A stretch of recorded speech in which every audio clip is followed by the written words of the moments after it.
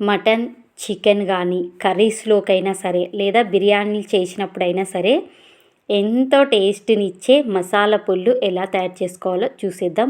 ఎప్పుడు వీటిని ఇంట్లోనే ఇలా తయారు చేసి పెట్టుకుంటాను. బయట తక్కువ శాతం కొనడం మసాలా పొళ్ళు. వీటిని ఎలా తయారు చేసుకోవాలో చూసేద్దాం. ఇక్కడ 4 కట్టల మార్కెట్కి వెళ్ళినప్పుడు నాకు ఈ 4 కట్టల మెంతి కూర 20 రూపాయలకు మాత్రమే ఇచ్చారు. కానీ నాకు ఇది నెల రోజులు పనిచేస్తుంది బాగా. కట్టలు అనేది ఫ్రెష్గా ఏదన్నా గడ్డి పుల్లలు కానీ ఏవి లేకుండా ఇలా ఫస్ట్ చూసేసుకొని వేర్లతో సహా పక్కకు తీసేసి ఇలా మిగతా వాటిని పుల్లలైనా సరే చాలా టేస్టీగా ఉంటాయి. ఇలా సన్న ముక్కలుగా వీలైనంత ముక్కలుగా వీటిని కట్ చేసుకోవాలి. ఇందులో గడ్డి పుల్లలు మిగతావి ఏమన్నా ఉంటే తీసేసుకొని ఇదిలిచ్చేసుకొని తీసేసుకోవాలి. ఇందులో ఇసుక ఏమన్నా ఎండిపోయిన తర్వాతకి అదే పోతుంది. ఇప్పుడు వీటిని ఇలా కట్ చేసి పెట్టుకున్నాం కదా, ఎండలో ఎండబెట్టేసుకున్నామంటే బాగా ఎండబెట్టిందంటే మనకి 2-3 రోజులలో ఈ మెంతి కూర అనేది ఎండిపోతుంది. ఇప్పుడు వీటిని ఒక డబ్బాలో స్టోరేజ్ చేసి పెట్టేసుకోవడమే. పప్పులోకి మటన్, చికెన్లోకి ఎక్సలెంట్గా ఉంటుంది ఉడికేటప్పుడు వేసామంటే. ధనియాల పౌడర్ ఎలా తయారు చేసుకోవాలో ఇప్పుడు చూసేద్దాం. నేను ఇక్కడ ధనియాల పౌడర్ని ఒక గిన్నె తీసుకొని ఫస్ట్ వీటిని వేయించేసుకోవాలి. ఒక పెద్ద మోతాజులో 1 కప్ అంతా ధనియాలు తీసుకొని అలాగే బిర్యానీ ఆకులు ఒక 4-5, ఒట్టిమిరపకాయలు ఒక 4-5 తీసుకొని ఒట్టి కొబ్బరి అలాగే చెక్క, లవంగాలు, ఎండబెట్టేసుకున్న మెంతి కూర కాస్తంత వేసేసుకొని వీటిని మీడియం మంట మీద ఒక్క 4 నిమిషాల పాటు దూరగా వీటిని కలర్ చేంజ్ అయ్యేంత వరకు వేయించేసుకున్నామంటే మనకి రెడీ అయిపోతుంది.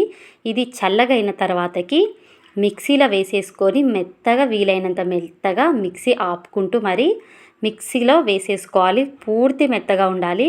ఒక 4-5 చుట్లు చుట్టేసుకున్నామంటే మెత్తగా రెడీ అయిపోతుంది మనకి ఇది వచ్చేసి నాకు కనీసం అంటే ఒక 15 రోజులు నిల్వ ఉంటుంది ఈ ధనియాల పౌడర్ అనేది. ఇప్పుడు ఒక గిన్నెలో వేసుకొని చల్లగైన తర్వాతకు మాత్రమే ఒక డబ్బాలో వేసి పెట్టేసుకోవాలి.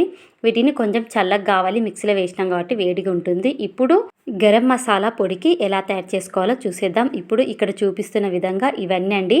కాస్తంత సోపు, ఒట్టిమిరపకాయలు, మిరియాలు అలాగే ధనియాలు, ఇక్కడ బిర్యానీకి సంబంధించిన జీరా అలాగే సొంటి, ఇది జాపత్రి అలాగే యాలుకలు, బిర్యానీ ఆకు, చెక్క, లవంగాలు. ఇవి మాత్రమే. ఇంతకు మించి నేను అసలు ఎక్కువ ఏవి వాడను. ఇవి మాత్రమే పొడి చేసేసి పెట్టేసుకుంటాను ఒక స్టోరేజ్ మాదిరిగా. ఇప్పుడు కడాయి పెట్టేసుకొని మంట అనేది ఫస్ట్ గిన్నె కాలిన తర్వాత మంట అనేది మీడియంలో పెట్టేసుకొని వీటిని దోరగా ఒక 3-4 నిమిషాల పాటు వేంపేసుకుంటా. ఎక్కువ మాడనియను ఈ మసాలా, ఇంకా మాడనివ్వను.